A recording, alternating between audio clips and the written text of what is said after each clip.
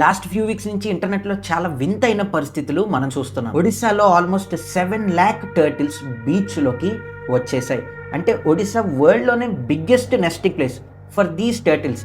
కానీ shocking fact ఏంటంటే ఈ టర్టిల్స్ చాలా డిఫరెంట్గా బిహేవ్ చేస్తున్నాయి అండ్ చాలా చనిపోతున్నాయంట. హిస్టరీలోని ఇన్ని టర్టిల్స్ ఎప్పుడు బయటికి రాలే. ఇంతే కదా అనుకుంటే ఇక్కడతో ఆగలేదు. ఆస్ట్రేలియాలో 157 కిల్లర్ వేల్స్ బీచ్లోకి వచ్చాయి. 1974 తర్వాత నుండి ఇన్ని ఎక్కువ వేల్స్ ఎప్పుడు బయటికి రాలేదు.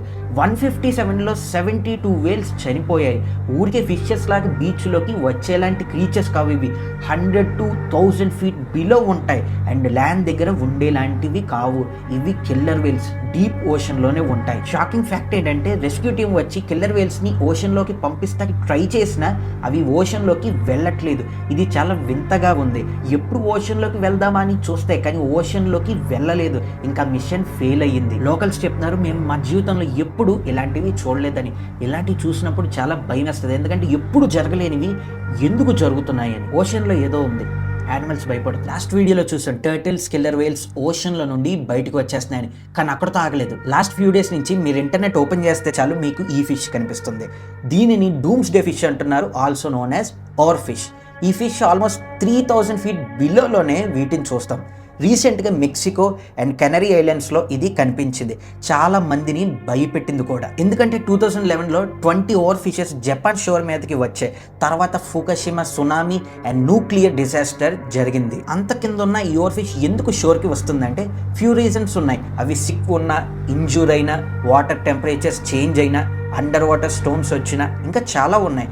వాటి వలన పైకి రావచ్చు. అంతేగాని ఎవ్రీ టైం అది పైకి వస్తే ఎర్త్క్వేక్స్ లేదా న్యాచురల్ డిజాస్టర్ వస్తుంది అని ప్రూఫ్ ఎక్కడా లేదు. ఎప్పుడు జరగలేని ఎందుకు జరుగుతున్నాయి అని అనుకుంటున్నారా? ఎండ్ టైమ్స్లో the creation it self will show science అని మనకి బైబిల్ చెప్తుంది. కానీ మీకు తెలుసా, ఒక క్రిస్టియన్గా మనం దేని గురించి భయపడవసరం లేదని. ఎప్పుడైతే మన జీవితాన్ని దేవుని మీద కట్టుకుంటామో ఇలాంటి ఏ పరిస్థితులు వచ్చినా సరే మనం దేనికి భయపడవసరం లేదు. ఎందుకంటే దేవుడు మన తోడు ఉంటాడు కాబట్టి. Dooms day fish, killer Wales, turtles ఇంకా చాలా చూసాం. కానీ అక్కడ ఆగలేదు. రీసెంట్గా టర్కీ కోస్ట్ దగ్గర స్క్వేర్ షేప్లో ఓషన్ వేవ్స్ ని అక్కడ ఉన్న ఫిషర్మెన్ వీడియో క్యాప్చర్ చేశారు.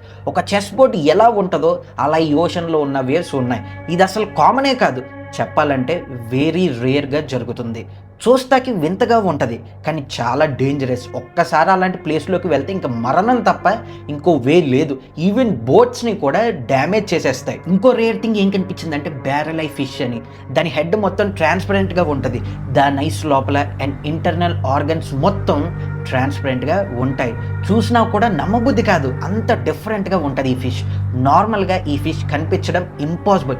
ఎన్నో ఇయర్స్కి ఒకసారి కనిపించడం ఎక్కువ. చాలా డీప్ ఓషన్లో ఈ ఫిష్ కనిపిస్తుంది. రీసెంట్గా 5600 days ఓషన్ లోపలికి చేస్తే ఈ సేమ్ ఫిష్ 9 times కనిపించింది. అంత ఈజీగా కనిపించదు అని రీసెర్చ్ చేసిన వాళ్ళే షాక్ అయిపోయారు. ఎప్పుడు జరగలేని పరిస్థితులు జరుగుతున్నాయి. ఓషన్లో ఏదో జరుగుతుంది. రెండవ రాకెట్ సూచనల